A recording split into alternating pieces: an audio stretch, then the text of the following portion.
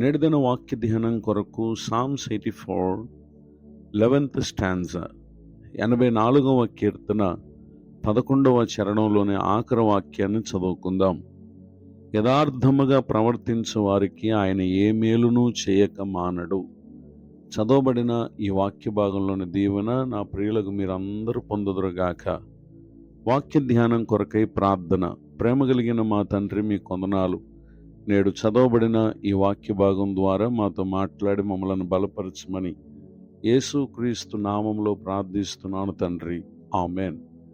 చదవబడిన ఈ వాక్య భాగంలో మన ప్రభువైన యేసుక్రీస్తు వారు ఆయన ప్రతి ఒక్కరికి మేలు చేసేటటువంటి దేవుడు, అనగా మంచిని జరిగిస్తాడు.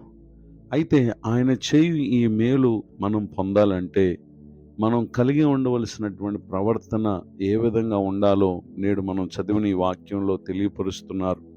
ఏమని అనగా యథార్థంగా ప్రవర్తించాలి.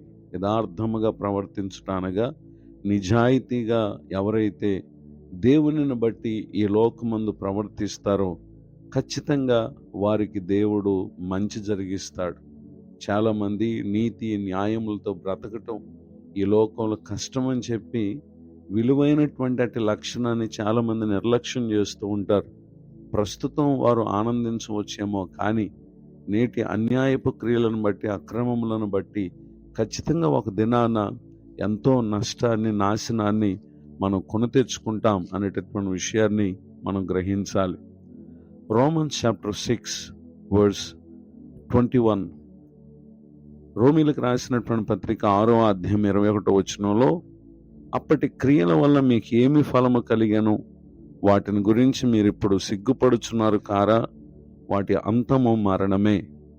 చదవబడినటువంటి ఈ వాక్య భాగంలో ఒకప్పుడు పాపమునకు దాసులుగా ఉండి ఎన్నో చేయరాని క్రియలు చేశారు.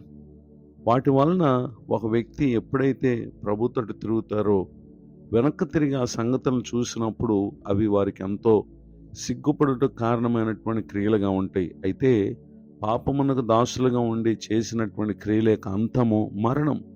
అయితే అట్టి నాశనమును పొందక ముందే ఎప్పుడైతే ఒక వ్యక్తి ప్రభు తట్టు తిరుగుతారో, నిజాయితీగా బ్రతకటానికి ఇష్టపడతారో, ఖచ్చితంగా వారి మీదకు రావాల్సినటువంటి నాశనం నుండి దేవుడు వారికి నిత్య జీవాన్ని, ఆశీర్వాదాన్ని అనుగ్రహించటానికి ఆయన మనకు తోడై ఉండేటటువంటి దేవుడిగా ఉన్నారు. పరిశుద్ధ గ్రంథంలో రాయబడినటువంటి వాక్య భాగాల్లో ఒక సంఘటనను మనం పరిశీలన చేసినట్లయితే, book of Daniel chapter 6 words 3, దానియేలు గ్రంథం 6వ అధ్యాయము 3వ వచనం.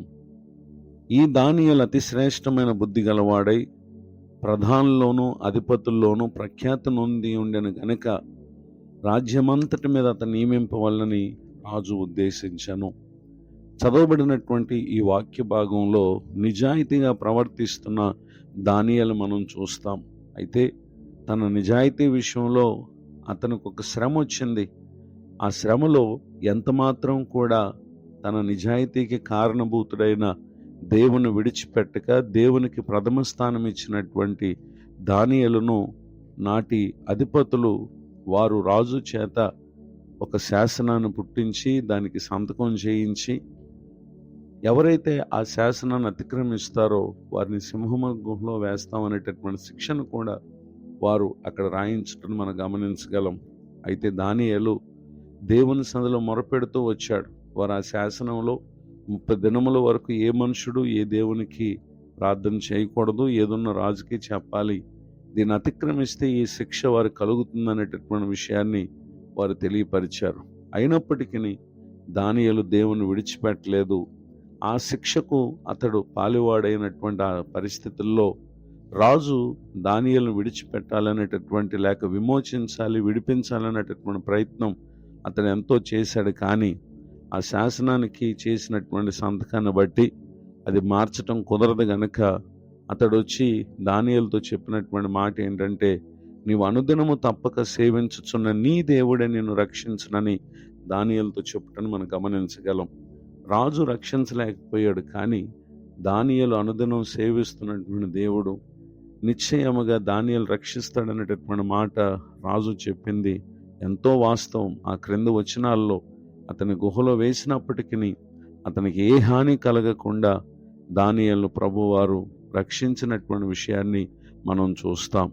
నిజమే, ఎవరైతే యథార్థంగా ఉండటానికి ఎన్ని ఇబ్బందులైనా ఎన్ని నష్టాలైనా ఇష్టపడతారో ఖచ్చితంగా దేవుడు వారికి వారి భవిష్యత్తుకు ఆయన మేలు దయచేస్తారు. ఈ మాటలు వింటున్న నా ప్రియ సహోదరి సహోదరులు, మంచిని చూడాలని చెడు మార్గాల్లోనికి వెళ్ళక దేవునికి భయపడి నిజాయితీగా ఉండటానికి ప్రయాసపడండి.